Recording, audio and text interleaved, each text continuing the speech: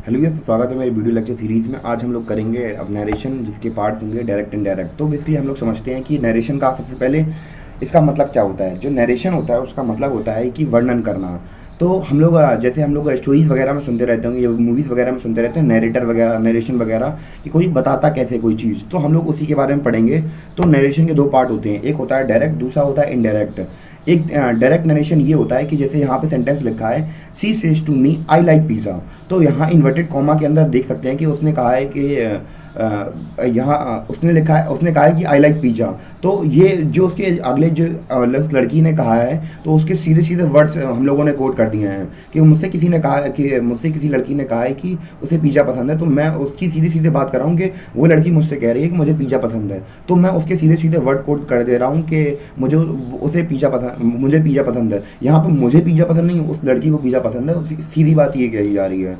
तो ये सेंटेंस होते हैं डायरेक्ट। और इनडायरेक्ट टेंस कैसे होते हैं कि जैसे मैं अपनी लैंग्वेज में कहूँ कि जैसे मैं कह रहा हूँ कि she tells me that she likes pizza, कि उस लड़की ने मुझसे कहा है कि उसे पिज़्ज़ा पसंद है।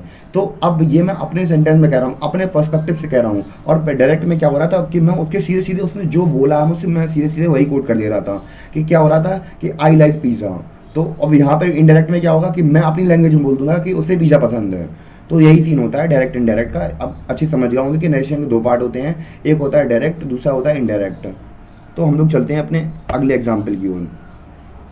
तो थोड़े हम इसको आगे थोड़े अच्छे से समझ सकते हैं कि होता क्या है एक्चुअली डायरेक्ट इनडायरेक्ट। तो यहाँ पे दूसरा एग्जांपल देख सकते हैं हम लोग। यहाँ पे लिखा है Ram said to me I love you so much. तो यहाँ पे लिखा है कि जो राम है, राम ने मुझसे कहा कि मैं तुमसे बहुत ज़्यादा प्यार करता हूँ। तो अब ये क्या हो गया कि राम ने मुझसे कहा, अब राम ने जो मुझसे कहा मैंने सीधे सीधे वो कोट कर दिया यहाँ पे कि राम ने लिखा है कि मैं तुमसे बहुत ज़्यादा प्यार करता हूँ। मैं खुद से प्यार नहीं करता हूँ, मैं राम मुझसे प्यार करता है। तो यहाँ पे इनडायरेक्ट में क्या होगा कि अब जो सेंटेंस बनेगा वो सीधे सीधे मैं अपनी लैंग्वेज में बोल दूंगा कि राम मुझसे कह रहा था कि सॉरी, यहाँ पे मैंने सी कर दिया, यहाँ पे थोड़ी फॉल्ट हो गई।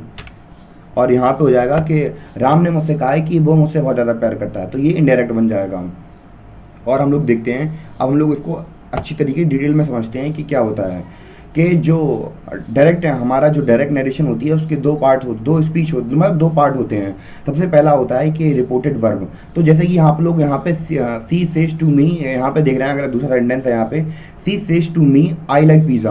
तो यहाँ पे सी सेज लिखा है ना, जो यहाँ पे आप लोग देख रहे होंगे कि जो आई मीन जो इन्वर्टेड कॉमा के बाहर है, यहाँ पे ये वर्ड लिखा है जैसे सी सेज टू मी। तो इसमें जो सेज लिखा है ये क्या है, हमारी रिपोर्टिंग वर्ब है। और जो इन्वर्टेड कॉमा की जितना अंदर सेंटेंस लिखा है, जैसे कि यहाँ पे लिखा है आई लाइक पिज़्ज़ा, तो ये क्या हो जाएगा, रिपोर्टेड स्पीच हो जाएगा हमारा। उम्मीद करता हूँ आप लोगों को समझ में आ रहा होगा यहाँ पे। और यहाँ पे हम लोग देखते हैं कि मैंने आइडेंटिफिकेशन बता दी है कि जो पार्ट यहाँ पे आई मीन जो पार्ट यहाँ के इन्वर्टेड कॉमा के बाहर होता है वो क्या होता है, रिपोर्टेड वर्ब होता है। और जो इन्वर्टेड कॉमा के अंदर होता है उसे रिपोर्टेड स्पीच कहते हैं।